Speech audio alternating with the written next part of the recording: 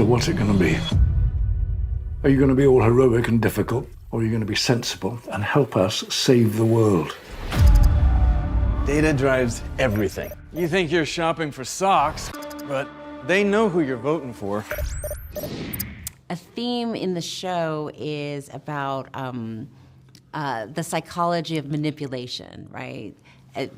Charles plays a doctor, a psychologist, and my character, Haley, is a little bit of a manipulator, but kind of just from a more street, instinctive, I gotta survive kind of place. And so I think that you kind of meet, it's the melding of sort of the science of it and just, you know, the regular person who's got to be a little scrappy, and how that comes together. So I think like the show, you know, there are these big themes about data and about consumerism and all that sort of stuff, but then ultimately it's about you know, are people being honest? Is reality? Are you getting told the truth? Are people trying to manipulate you in a personal level or on a societal level? So I think there's like many layers here. Charles, let me ask you. You read the script. There's so many twists and turns in it. What is the most thrilling part about doing a mystery box kind of series like this? It's being forced to come out of my comfort zone. You know, I like to know really everything from beginning to end. This is where it is, you know, and I do my research, and then I can go in and I can, you know, you can wind me up, put me on the floor, and I'll perform. When I'm only given a little bit of information, that kind of keeps me on my toes. Do you know? You have to really, mixing my metaphors here, I mean I have to think on my feet. Yeah, but we'll get off feet. But it's up being forced to come out of one's comfort zone. It's very good for actors generally, actually. I mean, we fight against it, but it's very good for us because it stops us getting complacent.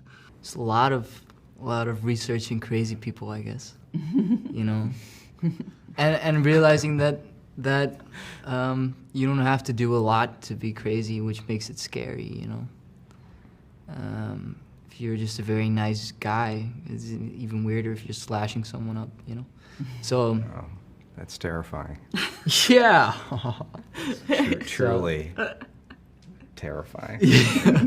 She is a career woman, ambitious, struggling to, you know, get herself across in this sort of difficult man's world. So, you know, I related to that.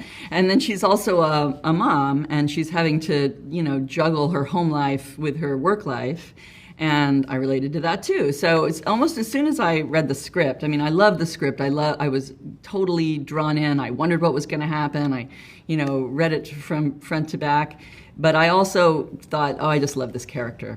I love to see a strong woman like that in a show, unapologetically strong. And so I was thrilled to be involved. Yeah, well, for me, it's I'm still trying to find my way in a man's world as well, being a man myself, so I tell myself. But I mean, the character was sufficiently like open enough that I mean, I like to just, you know, if you come up with ideas of like how you want to shape this character, and working with John and Glenn, they're totally game for whatever I, you know, wanted to bring to it, and then they get to choose what they want, you know, and so it's nice to have that freedom. What were you going for when you were picking out the team, I guess both behind and in front of the camera? Well, you know, ironically, it's a show about trust, and we needed a lot of people that kind of trusted us to tell this story, because it's very complicated and ultimately fun, but a lot of times, especially with the actors, and you know, we're going somewhere with this show, and they would just have to trust where we were going with it. But you know, we were lucky enough that we got to write it all ahead of time, work very hard together to get that. Do you have a favorite spy thriller that may or may not have inspired this? Well, I don't know if I have a favorite one. I mean, but what inspired this was the 3 Days of the Condor and David Fincher's The Game, The Conversation, and Coppola's The Conversation, you know, and Parallax View. I mean, you know, these sort of thrillers that were like so popular for so long and were like kind of a part of our culture.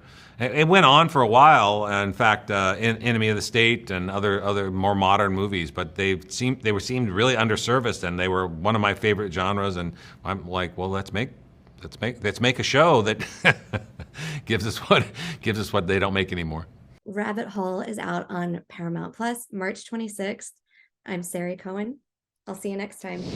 You must have absolute trust in one another and absolute trust in the plan. This is gonna hurt.